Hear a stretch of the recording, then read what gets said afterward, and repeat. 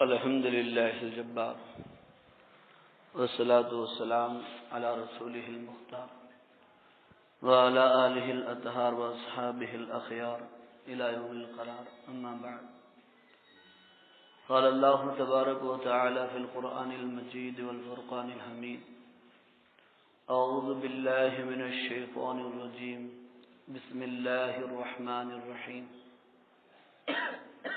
وَأَيُّوبَ إِذْ نَادَى رَبَّهُ أَنِّي مَسَّنِيَ الضُّرُّ وَأَنْتَ أَرْحَمُ الرَّاحِمِينَ. صدق اللہ العلی العظیم.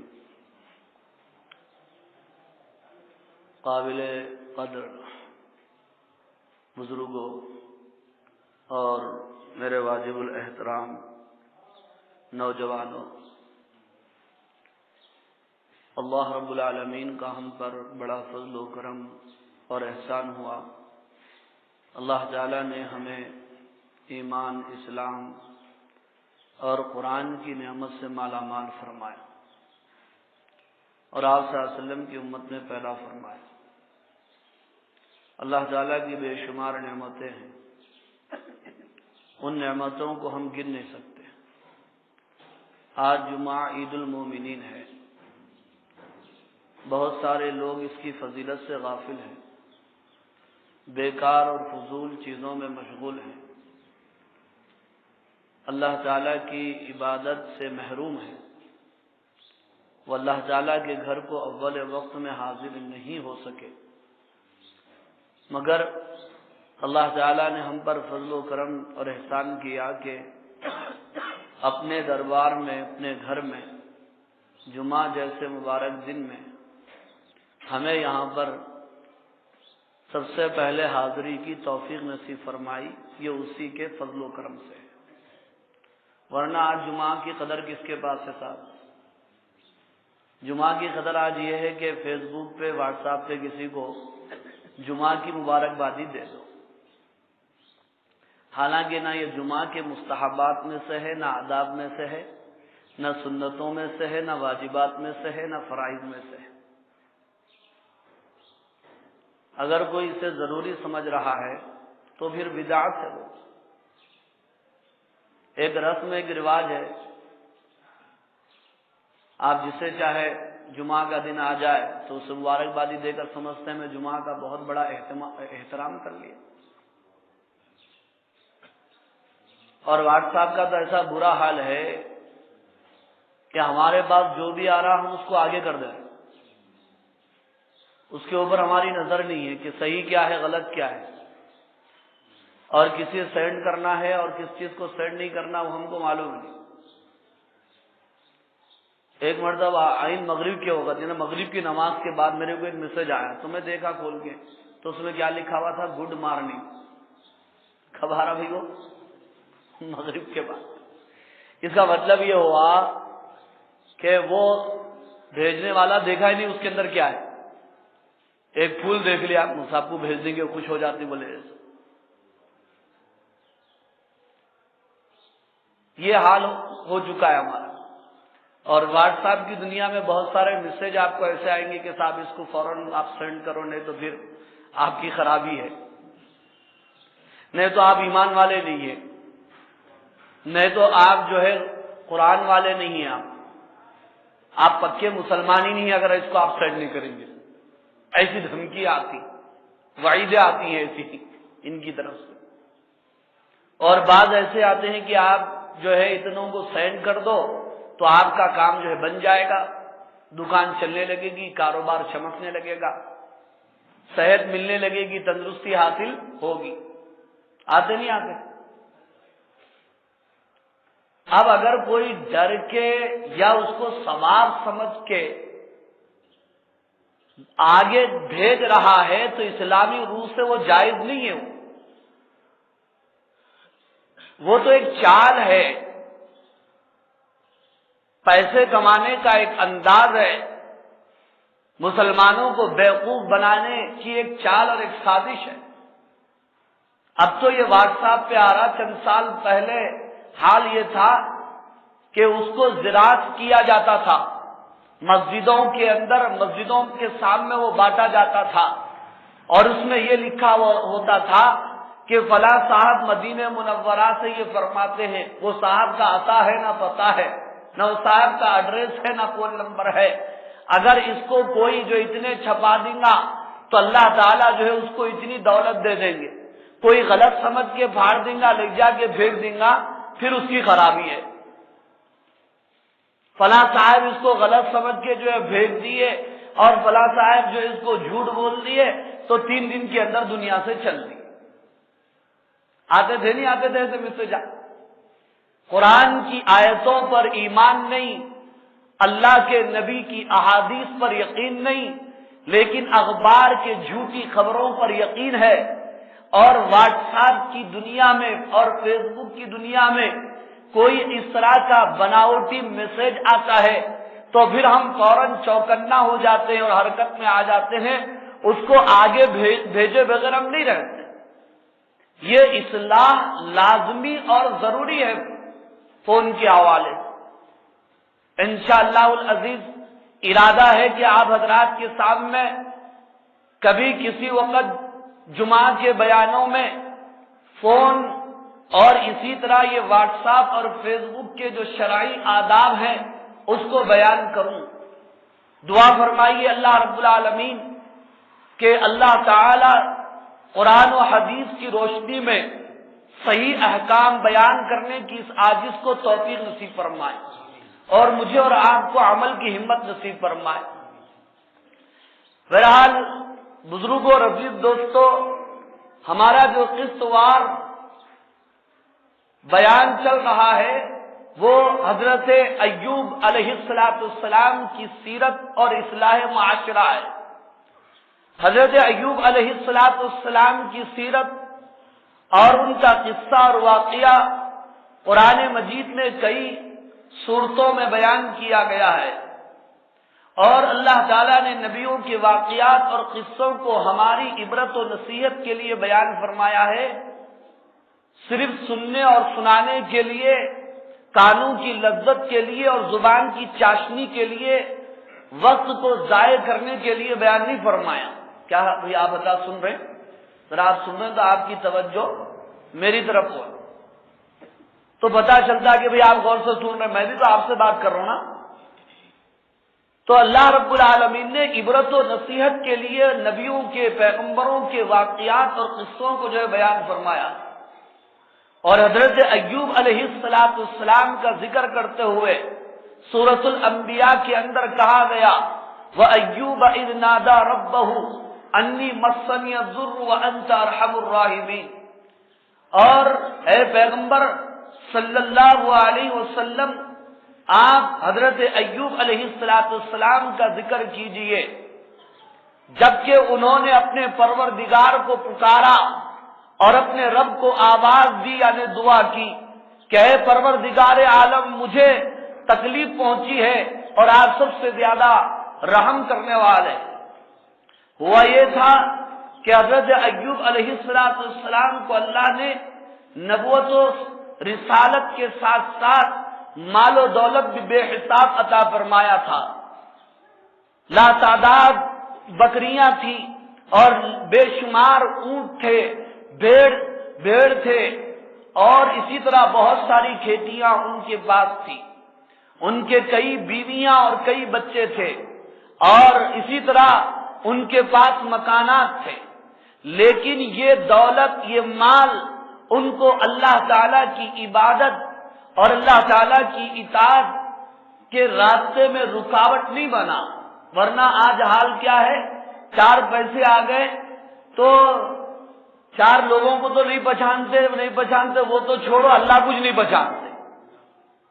اللہ تعالی ہماری اصلاح فرمائے، ہمیں ہدایت عطا فرمائے۔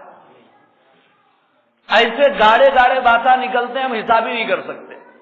میں کرا، میں ویسا کر دیا، میں ایسا کر دیا، میں اس کو دیکھ لیتا ہوں، انہیں کیا تھا، انہیں کون ہوتا، اس کو دیکھ لیتا ہوں جی، انہیں کون، ارے پہلے آدمی اپنے گریبان میں جھانک لے، تو کون ہے؟ الکیس من دان نفسہ، حدیث میں کہا گیا کہ تم میں ہوشیار وہ ہے جو اپنے آپ کو پہچانے کہ میں کون ہوں، میں کس سے بنا ہوں، میری حیثیت کیا ہے؟ اگر ہم سوچیں گے ہماری جو ہے تخلیق اور ہماری پیدائش کس چیز سے ہوئی تو کبھی ہم غرور اور تکبر نہیں کریں گے انشاءاللہ۔ ایک حقیر چیز سے اللہ نے پیدا فرمایا، الم نخلقکم من ماء مہین، کیا ہم نے تم کو ایک حقیر پانی سے نہیں بنایا؟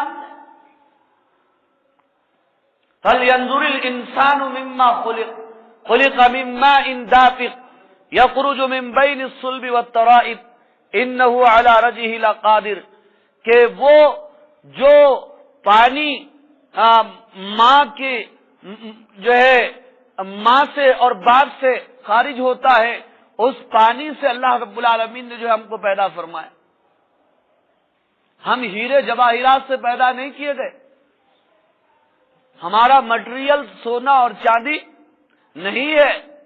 اگر پتہ نہیں کہ سونے اور چاندی سے، ہیرے جواہرات سے، موتیوں سے ہم بنائے جاتے تو تب ہمارا دماغ جو ہے کہاں ہوتا تھا نہیں معلوم۔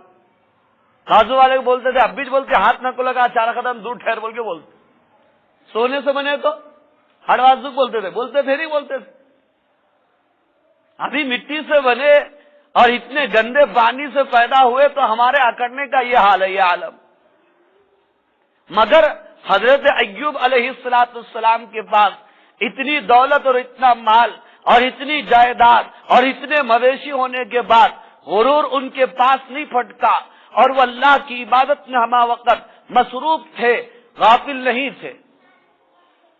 فرشتوں کے درمیان حضرت ایوب علیہ السلام کا چرچا ہوا، اور ابلیس نے حضرت ایوب علیہ السلام کی تعریف فرشتوں کی زبانی سنی تو اس سے رہا نہیں گیا، حسد کی آگ اس کے سینے میں بھڑک اٹھی، فوراً وہ آسمانوں پر گیا، اللہ رب العالمین سے کہنے لگا کہ آپ نے ایوب کو سب کچھ دیا، اس لیے وہ آپ کی عبادت کر رہا ہے۔ اللہ تعالیٰ نے کہا اگر تو میرے بندے، میرے رسول، میرے پیغمبر ایوب کو آزمانا چاہتا ہے تو میں تجھے اس کے مال پر تسلط دیتا ہوں۔ وہ آیا اور آپ نے گزشتہ جمعہ سنا، اپنے کارندوں کو، اپنے چیلوں کو اور اپنی فوج کو جمع کیا اور ان کی طاقت کی تفصیلات کو پوچھا۔ کسی جن کے پاس، کسی خبیث کے پاس آگ کی طاقت تھی، کسی کے پاس ہوا کی طاقت تھی، کسی کے پاس چیخ کی طاقت تھی، سب کو کام پہ لگا دیا۔ کسی نے اونٹوں کو برباد کر دیا، کسی نے کھیتوں کو تباہ کر دیا، اور کسی نے جو ہے بکریوں کو جلا کر خاکستر جو ہے کر دیا۔ لیکن آپ نے اس سے پہلے سنا حضرت ایوب علیہ السلام کو جب جب اطلاع ملی اور خبر ملی، حضرت ایوب علیہ السلام نے کیا کہا؟ الحمدللہ، انا للہ، یہ جس کا تھا اس نے لے لیا، میں کب ان کا مالک تھا، میں خود جو ہے اس کا بندہ ہوں اور میں خود اس کی ملکیت ہوں۔ للہ ما فی السماوات وما فی الارض، یہ کائنات کا مالک تو وہ میرا خالق ہے، اگر وہ لے لیا تو اس کی یہ چیزیں تھی، میری نہیں تھی، تو اس میں ماتم کرنے کی یا جزا و فضا کرنے کی کیا ضرورت ہے؟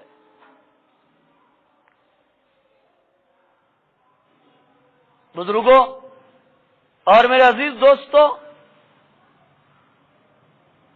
جب اونٹ تباہ ہو گئے، مویشی برباد ہو گئے اور کھیتیاں تباہ ہو گئیں، اس کے بعد بھی حضرت ایوب علیہ السلام کی زبان سے ایک حرف شکایت کا، جزا و فضا کا نہیں نکلا، تو ابلیس پھر کہاں گیا؟ پھر اللہ کے پاس آسمانوں پر گیا اور جا کر اللہ سے کہنے لگا، الہی آپ نے ایوب کو اولاد دی ہے، بیوی بچے دیے ہیں، گھر بار ہے، اگر یہ مویشی ہلاک ہو گئے تو کیا ہوا؟ اس سے جو ہے ایوب کے اوپر کچھ اثر نہیں پڑتا، وہ یہ سوچ رہا ہے کہ میرے جانور ہلاک ہو گئے تو کیا ہوا، میرے پاس تو بیوی اور بچے ہیں، اس کے سہارے سے میں جی لوں گا، اور اس کے اوپر وہ بندہ مطمئن ہے۔ اللہ تعالیٰ نے کہا کہ اچھا جا، میں تجھے ایوب کی اولاد پر، ایوب کے بچوں پر، ایوب کی بیوی پر تسلط دیتا ہوں، اختیار دیتا ہوں، تو آزمانا چاہتا ہے تو آزما لے۔ وہ آسمانوں سے ہوتا ہوا زمین پر تیزی کے ساتھ آیا۔ حضرت ایوب علیہ السلام کے بیوی اور بچے جہاں رہتے تھے وہ محل میں گیا اور سب سے پہلے جا کر کے دیواروں کو جھنجھوڑ دیا، چھت کو گرا دیا اور تہ و بالا کر کے جو ہے رکھ دیا۔ پھر اس کے بعد تفسیر مظہری کے اندر پورا واقعہ لکھا ہوا ہے، اس گھر کو اٹھایا اور جو ہے پلٹ دیا، جس کے نتیجے میں جو ہے بچے ہلاک ہو گئے، خاندان تباہ و برباد ہو گیا۔ پھر اس کے بعد اس محل کا ایک داروغہ، ایک نگران کار بن کر حضرت ایوب علیہ السلام کے پاس آ کر کہنے لگا اور ایک جو ہے بھیانک منظر کشی کرنے لگا کہ حضرت ایوب، میں آپ کے سامنے کیا بیان کروں؟ سب سے پہلے تو آپ کے محل کی دیواروں کو جھنجھوڑ دیا گیا، پھر اس کے بعد چھت کو گرا دیا گیا، پھر اس کے بعد وہ منظر میں کیسے جو ہے بیان کر سکتا ہوں، میں کیسے جو ہے نقل کروں، جبکہ بچوں کے پیٹوں کی اتڑیاں ایک طرف نکل گئی، ہڈیاں دوسری طرف نکل گئی اور سب خون کے اندر لہولہان تھے اور خون کے اندر بہ گئے تھے۔ پھر جو ہے وہ محل کو اوپر لے جا کر کے گرا دیا گیا۔ اس طرح آپ کا پورا خاندان اور پورے بچے تباہ اور برباد ہو گئے۔ حضرت ایوب علیہ السلام سے اپنے خاندان کی یہ تباہی سنی نہیں گئی۔ فوراً حضرت ایوب علیہ السلام نے زمین سے اپنی مٹھی میں مٹی لیا اور سر کے اوپر ڈال دیا۔ پھر ایک جملہ حضرت ایوب علیہ السلام کی زبان سے نکلا، اے کاش کہ میں پیدا نہیں ہوتا۔ بس یہ جملہ نکلنا تھا۔ شیطان اور ابلیس یہ سمجھ بیٹھا، آج تو میں کامیاب ہو گیا اور آج تو میں جیت گیا۔ وہ یہاں سے فوراً آسمان کی طرف چل دیا، لیکن اس سے پہلے حضرت ایوب علیہ السلام کو اپنے اس جملے کا احساس ہو گیا۔ فوراً اللہ تعالیٰ کے حضور توبہ کی، استغفار کیا کہ اللہ مجھ سے غلطی ہو چکی ہے، یہ جملہ بھی میری زبان سے نہیں نکلنا چاہیے تھا۔ ابھی وہاں پر ابلیس نہیں پہنچا، ابھی اللہ کے پاس شیطان نہیں پہنچا، اس سے پہلے حضرت ایوب علیہ السلام کی توبہ لے کر کے اللہ کے دربار میں فرشتے پہنچ گئے۔ اب جب وہ وہاں پر پہنچا تو کیا دیکھتا ہے، جس جملے کو لے کر وہ پہنچا تھا اس سے پہلے وہاں پر فرشتے توبہ اور استغفار لے کر جو پہنچ چکے۔ وہاں پر جا کر پھر کہنے لگا، الہی آپ نے حضرت ایوب کے مال کو ہلاک کیا، جانوروں کو ہلاک کیا، کھیتوں کو تباہ کیا اور جو ہے ان کے بیوی اور بچے ہلاک ہو گئے، اس سے کیا فرق پڑتا ہے؟ ایوب کی صحت تو اچھی ہے۔ حضرت ایوب علیہ السلام کی صحت تو اچھی ہے، تو آدمی کے ذہن میں کیا ہے؟ جان بچی لاکھوں پائے، جان ہے تو جہان ہے۔ ایوب اس بات کے اوپر مطمئن ہے کہ میرے پاس صحت ہے، میرے پاس زندگی ہے، آج نہیں تو کل میں دولت بھی کما لوں گا اور بچے بھی جو ہے حاصل کر لوں گا۔ اللہ رب العالمین نے بیان فرمایا، تیرا اے ابلیس، اے دشمن خدا، تیرا یہ خیال جو ہے غلط ہے، تیرا یہ صرف ایک وہم ہے، یہ ایک غلط فہمی کا تو شکار ہے۔ جا، میں تجھے یہ تسلط دیتا ہوں کہ میرے بندے ایوب کے جسم پر جو تو آزمانا چاہتا ہے آزما لے، سوائے ذکر کرنے والی زبان کو اور شکر کرنے والے دل کو جو ہے چھوڑ کر۔ اب کیا تھا، اس کو ایک بہت بڑا موقع مل گیا تھا اور بہت بڑا امتحان اس کو مل گیا تھا۔ وہ فوراً وہاں سے جو تیزی سے حضرت ایوب علیہ السلام کے پاس آیا۔ حضرت ایوب علیہ السلام اس وقت محو عبادت تھے، اللہ تعالیٰ کی عبادت میں مشغول اور مصروف تھے، سجدہ ریز تھے۔ حضرت ایوب علیہ السلام کے پاس آیا سجدے کی حالت میں تھے آپ، قریب گیا اور جا کر کے ناک کے قریب جو ہے اس نے ایک پھونک ماری۔ بزرگوں اور میرے عزیز دوستو، اگر آپ یہ واقعہ سن رہے ہیں تو توجہ سے سننا۔ اس کے بعد کیا ہوا؟ جب اس نے پھونک ماری، پھونک مارتے ہی حضرت ایوب علیہ السلام کے جسم میں ایک زلزلہ جو پیدا ہو گیا اور ایک آگ کی لہر جو ہے دوڑ گئی، پورے جسم میں جلن جو ہے پیدا ہو گئی، اور اس کے بعد جسم کے اوپر جو ہے دنبل پیدا ہو گئے، تھوڑے جو ہے پیدا ہو گئے، وہ سرخ دنبل اور وہ جو ہے لال پھوڑے جو اس انداز سے پیدا ہو گئے۔ اس کے ساتھ جو کھجلی بھی تھی، اس کے ساتھ خارج بھی تھی، جسم جو ہے کھجانے لگا۔ حضرت ایوب علیہ السلام جو ہے کھجانے لگے، کھجاتے جو ہے ہاتھوں کے انگلیوں کے ناخن بھی جو ہے ختم ہو گئے۔ تو آپ نے ٹاٹ لی اور اس ٹاٹ کے ٹکڑے کیے۔ اس کے بعد جو ہے اپنے جسم کو آپ نے کھجانا شروع کیا۔ وہ ٹاٹ کے ٹکڑے بھی ختم ہو گئے، لیکن کھجلی ختم نہیں ہوئی، وہ سوزش ختم نہیں ہوئی، اور وہ جلن وہ جو ہے ختم نہیں ہوئی۔ تو آپ نے جو ہے وہاں پر ٹھکڑیاں جو ہوتی ہیں، مٹی کی ٹھکڑیاں، وہ لے کر کے اپنے جسم کو کھجانا شروع کیا۔ تو جسم سے خون کے ساتھ گوشت کے ٹکڑے جو کلیجی کی طرح ہوتے ہیں زمین پر گرنے لگے۔ لیکن کیا مجال حضرت ایوب علیہ السلام کی کہ زبان سے کوئی جو شکایت کا، بے صبری کا جملہ نہیں نکل رہا تھا۔ زبان جو ہے اللہ کے ذکر میں، اللہ کی یاد میں تر تھی، اور دل اللہ کے شکر کے اندر مصروف اور مشغول تھا۔ کیا وہی سن رہے ہیں؟ آج ہمارے کو تھوڑا سر میں درد 1 سے 2 دن نہیں کم ہوا تو یہ کیا ہے بھائی، درد دم کر کے رکھ دیا، بولتے نہیں بولتے۔ 3 دن میں نہیں کم ہوا، 4تھے دن ہمارا دماغ الگ کام کرتا، کیا تو بھی ہوا کہ کیا نہیں، مول صاحب ذرا دیکھو، بولتے نہیں بولتے ہم۔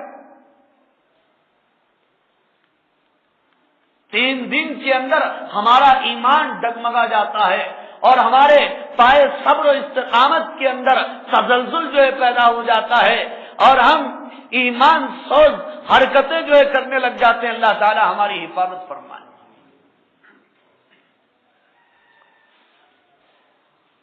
سب کچھ لٹ گیا تھا، سب کچھ ختم ہو گیا تھا، اب کون تھے ساتھ دینے والے؟ اب ایسی بیماری کی حالت میں قریب کون آتا ہے؟ کون پوچھتا ہے؟ کون عیادت کرتا ہے؟ کون کھلاتا ہے اور کون پلاتا ہے؟ کون ہاتھ پکڑتا ہے؟ مگر حضرت ایوب علیہ السلام کی ایک بیوی جسے اللہ رب العالمین نے بچا لیا تھا، جو حضرت یوسف علیہ السلام کی پوتری تھی، جن کا نام رحمت تھا، وہ بیوی آپ کے ہمراہ تھی اور آپ کی خدمت کر رہی تھی۔ گھر گھر جا کر، در در جا کر خدمت کرتی، اور حضرت ایوب علیہ السلام کے خورد و نوش کا، کھانے اور پینے کا سامان مہیا کرتی۔ اس طرح وہ خدمت کیے جا رہی تھی۔ مگر شیطان تو شیطان ہے، وہ کبھی ہمت نہیں ہارتا، وہ ہمارا ازلی اور ابدی دشمن ہے۔ جب سے آدم علیہ السلام کی پیدائش ہوئی، اس دن سے وہ انسانوں کا، آدمیوں کا دشمن بن چکا۔ اس نے اللہ سے کہا کہ میں جنت میں نہیں گیا تو کیا ہوا، یہ آدم، اولاد آدم کو بھی میں نہیں چھوڑوں گا، ان کو بھی جنت میں نہیں جانے دوں گا، اپنے ساتھ کہاں لے جاؤں گا؟ جہنم میں جو لے جاؤں۔ اللہ نے کہا کہ جا، تجھے مہلت ہے، اور کب تک ہے تجھے مہلت؟ الی یوم یبعثون، قیامت کے دن تک اللہ نے ابلیس کو مہلت دی۔ وہ ابلیس جس نے اللہ سے بحث کی تھی، جس نے آدم علیہ السلام کے سامنے سجدہ کرنے سے انکار کیا تھا، جسے اللہ نے جنت سے زمین پر اتار دیا تھا، وہ ابلیس، وہ اللہ تعالیٰ اس کو قیامت تک کی زندگی دے دی۔ کب تک کی؟ قیامت تک کی زندگی. اس کے خاندان میں بہت سارے پیدا ہوتے ہیں، بہت سارے جنات پیدا بھی ہوتے ہیں، مرتے بھی ہیں، لیکن ابلیس وہ جس نے انکار کیا تھا آدم علیہ السلام کے سامنے سجدہ کرنے سے، وہ نہیں مرتا. اس کو تو اللہ نے قیامت تک کی جو زندگی دے دی. الی یوم یبعثون. وہ برابر حرکت میں ہوتا ہے، وہ برابر کوشش میں ہوتا ہے انسانوں کو گمراہ کرنے کے لیے. ہمارے کتنے دشمن ہیں جی؟ 4 دشمن ہیں. کتنے؟ ایک بابا جو فون لینے نہیں دیتے، ایک امی جو ہمیشہ ٹوکتی بیکار پھر رہا بول کے، ایک مسجد کے مول صاحب بھی دشمنی ہے، اس سے بھی بولتے رہتے ہمیشہ. ہمارے دشمن کتنے ہیں؟ 4. 2 دشمن نظر آنے والے ہیں اور 2 دشمن نظر نہیں آنے والے. جو 2 دشمن نظر آتے ہیں جسے قرآن میں بیان کیا گیا، ایک یہودی، نصارہ، عیسائی، یہ ایک دشمن، اور دوسرا دشمن منافقین. ہم سورہ فاتحہ میں اللہ سے دعا کرتے ہیں غیر المغضوب علیہم ولا الضالین، اے اللہ ان مغضوبوں اور گمراہوں کے راستے پر ہمیں مت چلائیں. نماز میں تو ہماری یہ دعا ہے، ان کے کلچر سے بچائیے، ان کی تہذیب سے بچائیے، ان کے طور و طریقوں سے ہمیں بچائیے، ہمیں ان کے راستے سے بچائیے. نماز میں تو یہ دعا ہو رہی ہے، لیکن نماز کے بعد پورے دشمنوں کے طریقے استعمال کیے جا رہے ہیں. یہ 2 نظر آنے والے دشمن اور 2 نظر نہیں آنے والے دشمن کون ہیں؟ اس میں ایک شیطان ہے اور دوسرا انسان کا نفس ہے. اور نفس کی بھی 3 قسمیں، نفس امارہ، نفس لوامہ، نفس مطمئنہ. نفس امارہ اس نفس کو کہتے ہیں جو انسان کو برائی کا حکم دیتا ہے، یہ گناہ کر لے، وہ گناہ کر لے، اور جو ہے اس کو مار دے، اس کا پیسہ کھا لے، پیسہ ایسا کما لے، ایسا نہیں کرے تو ویسا کر. یہ نفس امارہ، اس کی کبھی بھی نہیں سننا. اور نفس مطمئنہ وہ ہوتا ہے جو انسان کو نیکی کا حکم دیتا ہے.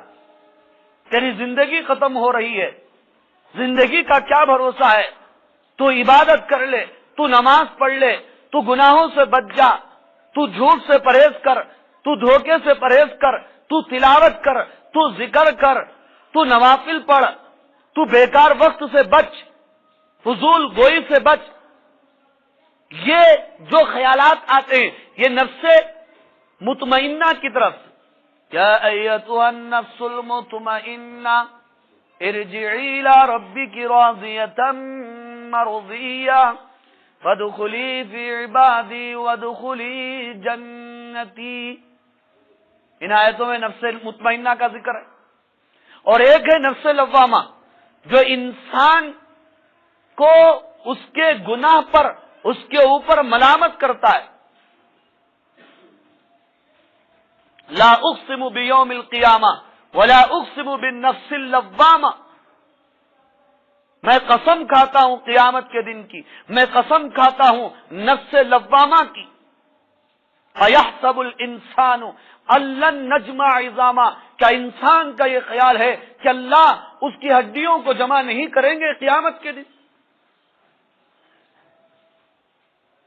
بلا کیوں نہیں، اس کی ہڈیاں تو دور کی بات ہے، اس کی انگلیوں کے پوروں کو تو کہ ہم جمع کریں. اس لیے کہ ہر انسان کی آنکھ الگ ہوتی ہے، ہر انسان کا کان الگ ہوتا ہے، ہر انسان کی آواز الگ ہوتی ہے، حتیٰ کہ ہر انسان کی انگلیوں کی پورے بھی ایک دوسرے سے نہیں ملتی. اللہ کی شان. اس لیے آدھار کارڈ میں آنکھوں کی فوٹوਆਂ لیتے ہیں اور کیا لیتے ہیں بھائی؟ Finger print. کیا اللہ کی شان ہے، ملتی کبھی کسی ایک دوسرے سے؟ پورا فیس اور پورا چہرہ تو بہت دور کی بات ہے، یہ پورے جو نظر نہیں آتی وہ بھی ایک دوسرے سے نہیں ملتی. کیا اللہ کی شان ہے، کیا اللہ کی قدرت ہے. کروڑوں بے شمار انسان دنیا کے اندر آ رہے ہیں، جا رہے ہیں، آئیں گے، لیکن قیامت کی صبح تک کسی انسان کی آواز نہ آواز سے ملے گی، نہ آنکھ سے ملے گی، نہ جسم سے ملے گا، نہ اس کی پورے اور پوروں سے ملے گی۔ ایسی پورے بھی زمین کے اندر جب مل جاتی ہے تو اللہ کہتے ہیں ان پوروں کو بھی ہم اکٹھا کریں۔ بہرحال ان آیتوں میں اللہ رب العالمین نے نفس لوامہ کا ذکر فرمایا۔ ایک ہے نفس امارہ، نفس مطمئنہ اور نفس لوامہ۔ اس میں دو نفس بڑے قابل تعریف ہے، نفس مطمئنہ جو نیکیوں کا حکم کرتا ہے، اور نفس لوامہ جو گناہ کرنے پر ملامت کرتا ہے، تو انسان ہو کیسے گناہ کر رہا ہے، تجھے شرم نہیں ہے؟ یہ اندر کا اس کو جھنجھوڑ کے رکھتا ہے۔ اگر کسی کے پاس یہ نفس لوامہ کی نعمت ہے تو اس کا ضمیر زندہ ہے، اس میں انسانیت باقی ہے۔ جو گناہ کرنے کے بعد پچھتاتا ہے، نافرمانی کرنے کے بعد افسوس کرتا ہے، تو اس کا مطلب یہ ہے کہ اس کا نفس، اس کے اندر اس کا ضمیر ابھی جو زندہ ہے، انسانیت اس کے اندر زندہ ہے۔ اور جو گناہ کر کے خوش ہو جائے، افسوس نہ کرے، اس کا مطلب یہ ہے کہ اس کا ضمیر مردہ ہو چکا ہے، وہ انسانیت سے گر چکا ہے، وہ انسان کہلانے کے لائق نہیں۔ اللہ ہم سب کی حفاظت فرمائے۔ تو نظر نہ آنے والے دشمنوں میں ایک بڑا دشمن کون ہے؟ نفس ہے ہمارا۔ اور یہ دو نظر نہ آنے والے دشمنوں میں ایک نفس ہے اور دوسرا کون ہے؟ بولو بھائی، شیطان اور ابلیس۔ ان دونوں میں خطرناک کون سا ہے؟ نفس ہے ابلیس ہے؟ نفس ہے، ماشاء اللہ۔ آپ حضرات کو تو سو بھی معلوم۔ اس لیے کہ مسجد میں بھی ہم جھوٹ بول رہے ہیں، مسجد میں بھی آ کے جو ہم غلط سوچ رہے ہیں۔ اب شیطان تو ادا ہوتے ہی جو ہے ریح خارج کرتے ہوئے نکل گیا، بھاگ گیا، اقامت سن کے بھاگ گیا، یا اندر آ کر کے ہم کو کون بھٹکا؟ رمضان میں بھی بھٹکا رہا، خانہ کعبہ کے پاس بھی بھٹکا رہا، قرآن پڑھتے ہوئے بھٹکا رہا۔ یہ کون بھٹکا رہا؟ اس کا نفس بھٹکا۔ شیطان سب کو گمراہ کرتا، لیکن شیطان کو کس نے گمراہ کیا؟ اس کے نفس نے اس کو گمراہ کیا۔ اسی کو کہا جاتا ہے تزکیہ نفس۔ یہ بہت بڑی چیز ہے۔ میرے چہرے پہ داڑھی آ گئی، سر پہ ٹوپی آ گئی، جسم پر اسلامی لباس، جبہ قبہ سب کچھ آ گیا، لیکن میرے نفس کی اصلاح نہیں ہوئی تو پھر کیا؟ میرے دل کے اندر غرور اور تکبر کی نجاست ہے، میرے دل کے اندر انانیت کی غلاظت بھری ہوئی ہے، کینہ اور کپٹ ہے، تو ظاہر بات ہے میرا نفس گندا ہے۔ اللہ جو ہے اس کی اصلاح فرمائے، تزکیہ فرمائے۔ قد افلح من تزکا، کامیاب ہو گیا وہ مومن جس نے اپنا تزکیہ کر لیا۔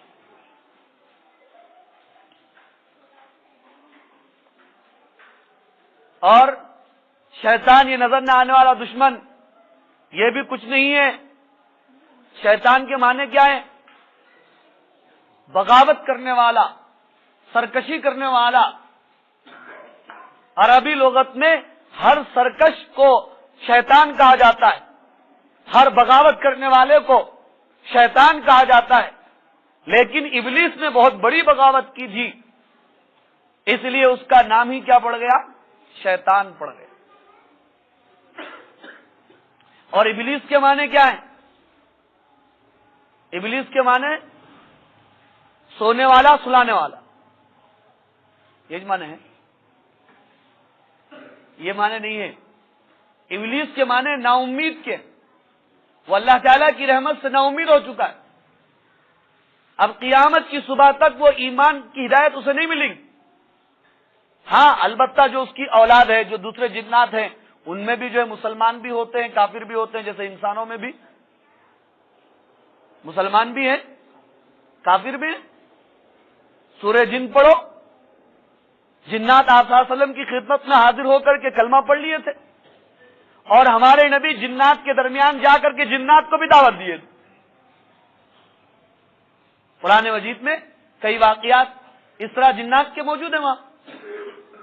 لیکن جو اصل ابلیس ہے، جسے علماء اکرام نے شیطان اکبر کہا ہے، جس کا نام کئی ایک نام ہے، عزازیل اس کا نام ہے، ابلیس اس کا نام ہے.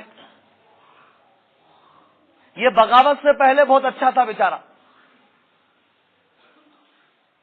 اسے فرشتوں کا استاد کہا جاتا تھا، معلم الملکوت کہا جاتا تھا، جنت کا خزانچی کہا جاتا تھا، عزازیل کہا جاتا تھا.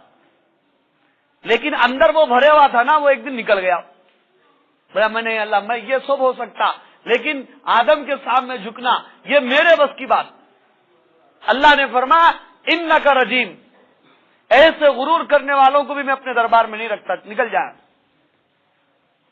اس نے کہا کہ ٹھیک ہے نکل جاؤں گا، لیکن یہ آدم کو نہیں چھوڑوں گا، اس کی وجہ سے میں جنت سے نکالا جا رہا ہوں. اور آدم علیہ السلام کو جنت میں اس نے وہ پھل کھلا دیا جس سے اللہ نے منع فرما دیا. پھر اللہ تعالیٰ نے فرمایا تم سب اتر جاؤ دنیا کے اندر، تم سب ایک دوسرے کے جو دشمن ہو. وہ دن ہے، آج کا دن ہے، وہ شیطان اکبر ہمارا کھلا ہوا دشمن ہے. قرآن نے اس کو بیان فرمایا. الم احد الیکم یا بنی آدم اللہ تعبدوا الشیطان. سورہ یاسین میں اللہ تعالیٰ فرماتے ہیں اے اولاد آدم، کیا میں نے تم سے نہیں کہا کہ تم شیطان کی پرستش مت کرو، انہ لکم عدو مبین، اس لیے کہ وہ تمہارا کھلا جو ہے دشمن. لیکن یہ دشمن ہمیں نظر ہی نہیں آتے. کبھی غصہ آ رہا، ارے یہ میرے دشمن کی طرف سے، میں غصہ نہیں کرنا بول کے سوچتے. کبھی دل گانے سننا بول کے وہ اڑا، کبھی کہیں کو روزانہ سن رہے نا بھائی. لیکن یہ شیطان کی طرف سے ہے، اس کی مخالفت کرنا ہے، وہ میرا دشمن ہے. کبھی ہم یہ سوچتے. اذان ہوتی ہے، ہمارا دشمن ہمیں سلا دیتا ہے، ہمارا دشمن ہمارے پیر دباتا ہے، ہمارا دشمن ہمارے کانوں کے اندر پیشاب کر دیتا ہے. لیکن ہم دشمن کو گرانے کے لیے اور دشمن کو جو ہے پچھاڑنے کے لیے، یعنی اس کو ختم کرنے کے لیے کبھی جو ہے ہم اڑتے ہیں. ہم دشمن کو دشمن ہی نہیں سمجھے. دشمن کس کو سمجھے؟ مسجد میں آ کے ایک دوسرے کو دشمن سمجھ لیے، دین کا کام کرنے والے ایک دوسرے کو دشمن سمجھ لیے، محلے کے اندر ایک دوسرے کو دشمن ہم نے سمجھ لیا. لیکن جو ہمارا ازلی اور ابدی دشمن ابلیس ہے اس کو ہم نے نہیں سمجھا، جو ہمارے درمیان اختلاف پیدا کرتا ہے، ہمارے درمیان انتشار اور جھگڑے لگاتا ہے، جو ہم کو مسجدوں سے دور رکھتا ہے، اللہ کی عبادت سے جو دور رکھتا ہے.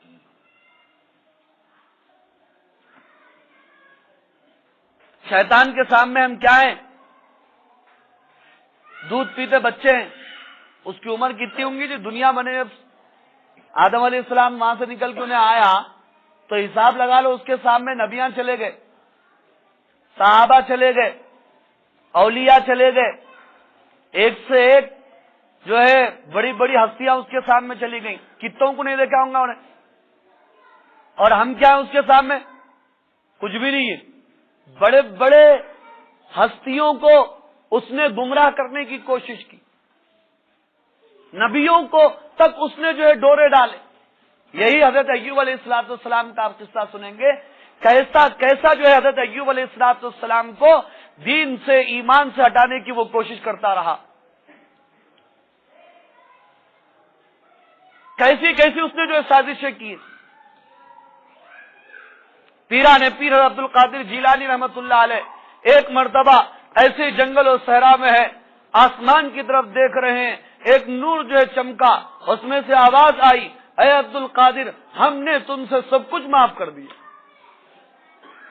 آپ نے کہا لا حول ولا قوت الا باللہ. اے شیطان مردود، دین تو، نماز تو، شریعت تو میرے نبی سے بھی معاف نہیں ہوئی، میں تو ان کا امتی ہوں، مجھ سے کیسے جو ہے شریعت معاف ہو سکتی ہے، نماز معاف ہو سکتی ہے، احکام معاف ہو سکتے ہیں. پھر اسی وقت آسمان کے اوپر ایک نور چمکا، اس کے اندر سے آواز آئی، اے عبد القادر، ہم نے اس طرح کئی 70 ولیوں کو ہم نے گمراہ کر دیا، تم کو تمہارے علم نے بچا لیا۔ فوراً حضرت نے کہا لا حول ولا قوت الا باللہ، مردود تو یہاں سے دور ہو جا، میں اپنے علم کی وجہ سے نہیں بچا، اللہ کے فضل و کرم سے جو بچا۔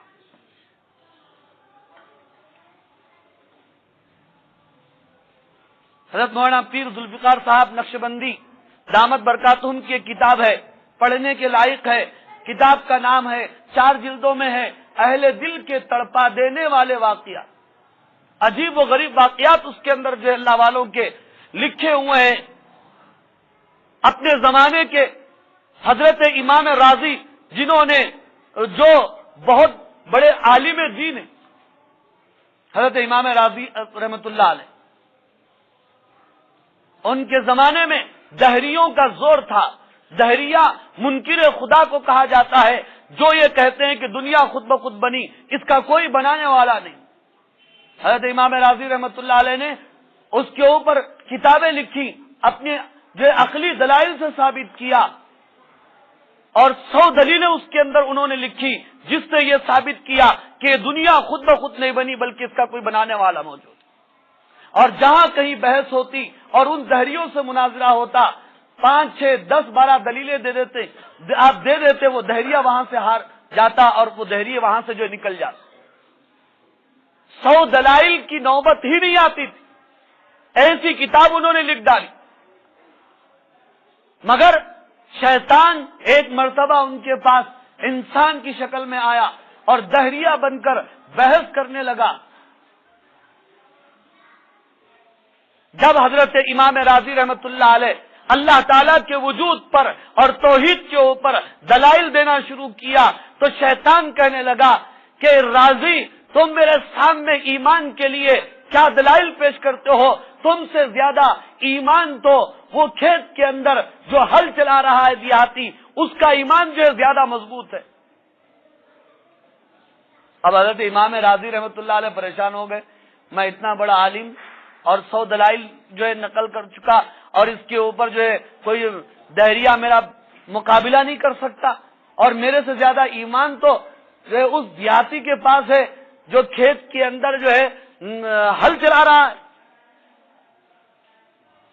وہ کیسے؟ شیطان نے کہا وہ ایسے کہ ابھی میں اس دیہاتی کے پاس جاؤں گا اور جا کر اس سے کہوں گا اللہ تعالیٰ نہیں ہے، تو دیکھنا اس کے بعد کیا ہوتا۔ اب شیطان جو ایک انسان کی شکل میں گیا، جا کے جو ابلیس وہ جو جا کر کے وہ دیہاتی سے بولا میاں اللہ کوئی چیز نہیں ہے، یہ دنیا خود بخود بنی۔ کھلا نکال کے 2 کھینچا، چل بیوقوف یہاں سب۔ شیطان بولنے لگا امام راضی رحمت اللہ علیہ سے، اگر یہی بات میں تمہارے سامنے پیش کروں تو تم جو علم کی دلیلیں دینے شروع کر دو، اور میں تمہارے دلیل کو کاٹ سکتا ہوں، لیکن یہ دلیل ایسی خطرناک ہے اس کو میں کاٹ نہیں سکتا۔ اس لیے ہمارے بزرگوں نے لکھا اللہ تعالیٰ کی مخلوقات میں غور و فکر کرنا، مگر اللہ کی ذات میں کبھی غور و فکر نہیں کرنا۔ حدیث کے مفہوم میں یہ بات ملتی ہے، شیطان انسان کے پاس آتا ہے، اس کے دل میں وسوسہ ڈالتا ہے، تو کس سے پیدا ہوا؟ تیرے باپ سے، اور تیرا باپ کس سے پیدا ہوا؟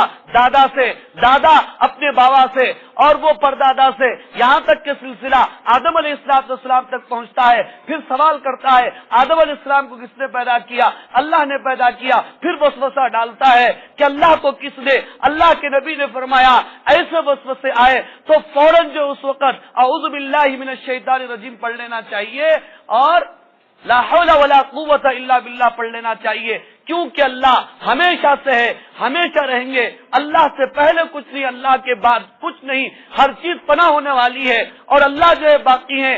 اللہ صفت سے پاک ہے، جہد سے پاک ہے، زمانے سے پاک ہے، جگہ سے پاک ہے، کھانے سے پاک ہے، بھوک اور پیاس سے، تمام حاجتوں سے، بیوی بچوں سے، خاندان سے، ساری چیزوں سے اللہ جو منزہ اور مبرہ ہے۔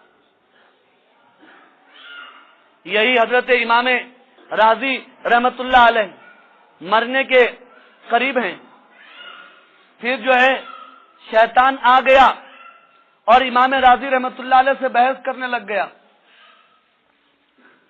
کہ یہ دنیا کا کوئی بنانے والا نہیں ہے. تو حضرت امام راضی رحمت اللہ علیہ نے دلیلیں پیش کرنا شروع کر دی.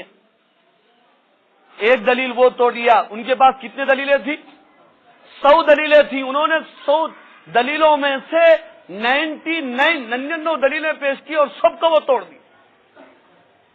ابھی ایک دلیل باقی تھی. امام راضی رحمت اللہ علیہ کہتے ہیں میں پریشان ہو گیا, اب کیا کروں؟ اتنے میں میرے شیخ, میرے استاد میرے سامنے جو وضو کر رہے تھے, اللہ نے ان کے دل میں میری کیفیت جو ہے ڈال دی. وہ جلال کے اندر آ گئے. ان کے ہاتھ میں وضو کا جو لوٹا تھا جو ہے دیوار کے اوپر مارا اور مجھ سے یوں کہا, راضی تو شیطان سے یوں کہے میں اللہ کو بغیر دلیل کے مانتا ہوں. یہ ہے ابلیس اور شیطان.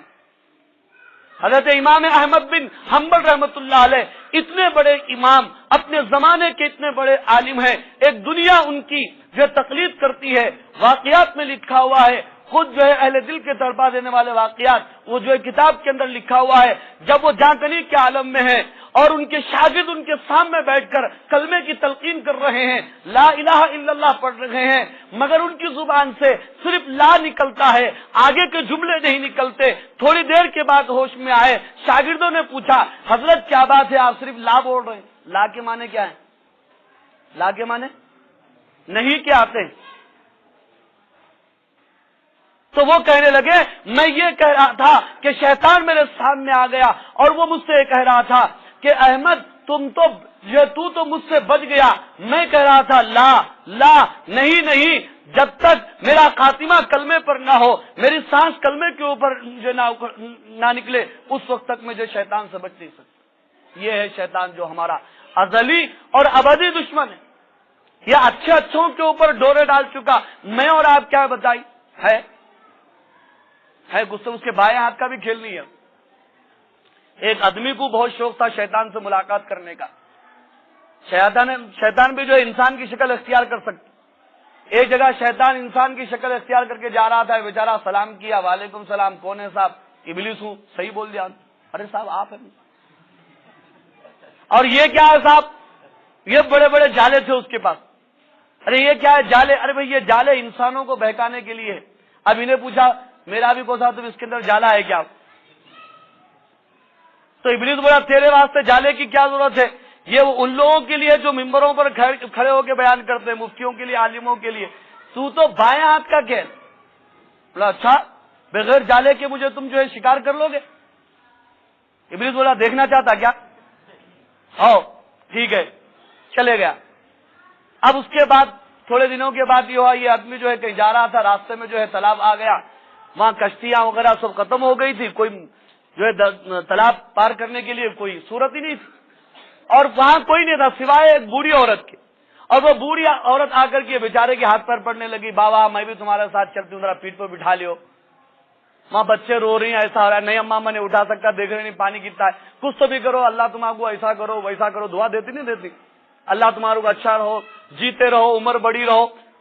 اب دعا دے دی, بیچارہ یہ پگھل گیا. ٹھیک ہے بڑی اماں بیٹھ جاؤ. کہاں بیٹھ جاؤ؟ کھاندے پہ بیٹھ جاؤ. کھاندے پہ بٹھا کے تالاب کے اندر سے تیرتے ہوئے بڑی تپل کے ساتھ جا رہا. 20 تالاب میں پہنچنے کے بعد جو ہے وہ بڈھی کیا بولی معلوم ہے, گدھے ذرا تیز چل, گدھے ذرا تیز چل. اب کتنی انگار پڑتی بولو؟ پڑتی نہیں پڑتی. اب انہیں پوچھا اگر تو ہے کون اماں؟ تو اوپر سے آواز آ رہی, میں وہی چھوں کہ جو تو چیلنج کر چکا تھا کہ بغیر جال کے بھی میں تجھے قابو میں کر سکتا ہوں, میں وہی چھوں.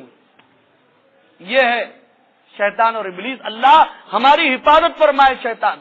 اس لیے جگہ پر جگہ دعائیں, بیت الخلاء میں جا رہے ہیں تو دعائیں, اللہم انی اعوذ بک من الخبث والخبائث پڑھتے دعا.